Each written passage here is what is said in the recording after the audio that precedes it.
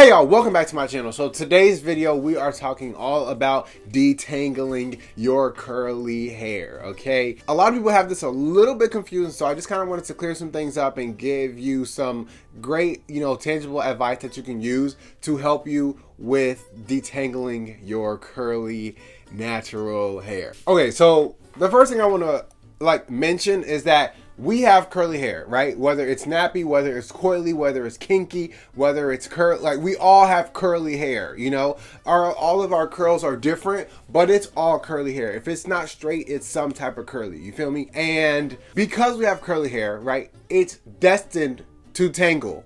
Literally, it's in our DNA. Because your hair is not straight, it's not going to lay flat like this, so it's going to curl up, and some curls might wrap around each other, and it's going to be tangled, period, end of story. Now, your hair being tangled isn't necessarily always a bad thing. It's going to do that. My hair is tangled, but that's fine.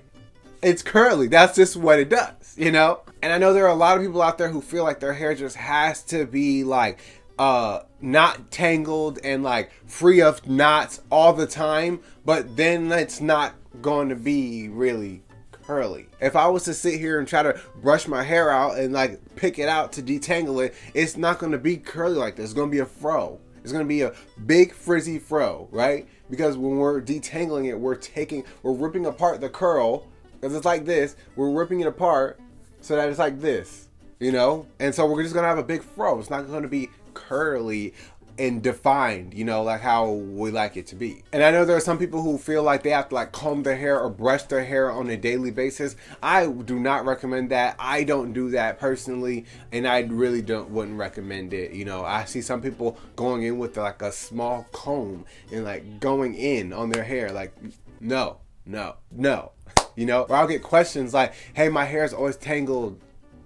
You have curly hair. That's what it does. The only reason I would recommend someone detangling your hair on a daily basis is if you are styling your hair on a daily basis, which once again, I don't recommend, but I know there are some people who when they refresh, they like to wet their hair and do their hair all over again. And if that works for you, then keep doing it, Okay, so the first tip I have when detangling is to never detangle your hair when your hair is dry. Detangling your hair while your hair is dry can lead to snaps and breakage. And what that can then lead to is split ends, and it can slow or even stunt your hair growth. So don't do it. Sometimes I see people trying to brush their hair while it's dry, and I'm like, what are you doing? You are literally destroying your hair. And you're like, and I'm just like, God, please stop it. But seriously, I always recommend detangling curly hair while it is wet and with conditioner in it. The whole purpose of conditioner is to restore the moisture in your hair that was removed from it with the shampooing, and then also to provide some slip so that your fingers can glide through your hair so that your hair can be detangled. So use it. It's there for you to use. Literally. Use it. Now, I'm not gonna hold you. Detangling takes a minute. It's a process. If you do it right, it takes kind of a long time, depending on your hair and how long it's been since you detangled last. It could take a really long time. And so I always detangle in the shower, while my hair is wet, right after I washed it and put conditioner in.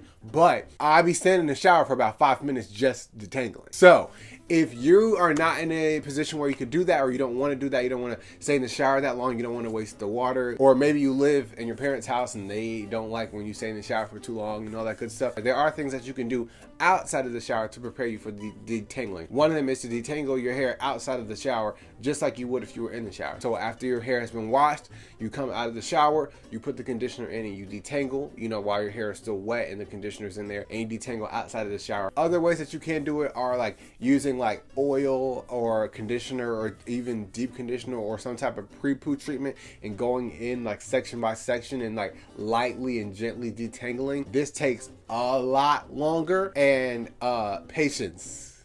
You have to have it. But if you can, it just makes it so much easier when you do it in the shower. So that's definitely what I recommend. But like I just said, I know everyone is not in the place to do that or willing to do that. You know, you do waste a lot of water just standing there detangling your hair, you know. Just don't do it dry, please. So now we've established that you shouldn't be using a comb or a brush on dry hair, just yanking your hair to try to get the knots out, get the tangles out. We've established that is a no-no, okay? We're not gonna do that. And we've also mentioned that the best way to detangle is while your hair is wet and with conditioner in it, because it adds that slip so that your hair can be easily detangled. So now that we've covered that, let's talk about how do you actually detangle your hair. So when you're detangling your hair, you definitely want to start at the ends and work your way up, especially if you are using hair tools. If you're detangling with your fingers, you can feel where the knots are and stuff, but if you're using a tool, your tool is not going to feel it, you know? Your tool might stop, right? If you hit a knot, that stops it.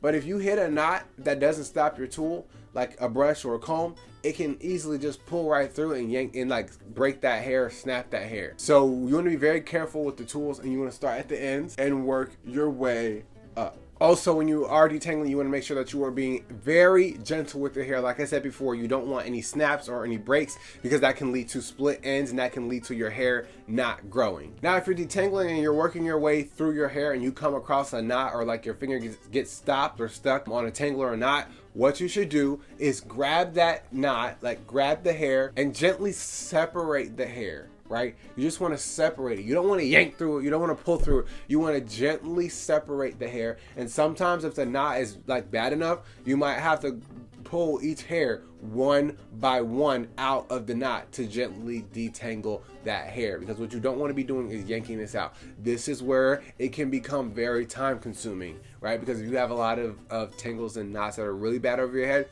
then it'll take some time. But trust me, the extra time spent to gently remove those knots is going to be so much worth it, especially if you are someone who is trying to grow longer hair. In the moment, it just seems like one little piece of hair, like it'll be all right if I just do this, but over time that really does affect you, and it really can stop or even slow your hair growth. The key with detangling your hair is just to remove any knots or tangles from your hair without breaking or snapping your hair, which leads to split ends, and we don't want those. And remember, the main reason why you want to detangle is to give you a fresh slate, a fresh start for your new style, whether that's a twist out, whether you're getting braids, whether you're going to straighten your hair, whether you're going to do a wash and go, whether you're going to do bantu knots, whatever you're going to do. You just want to start off with a nice fresh slate, no tangles. Hair is ready to be styled to your liking. So as I mentioned before, your hair does not always 100% of the time, 24/7, have to have no tangles or knots in them. No, that's not the reality. You know, you're just detangling your hair so that you have a fresh slate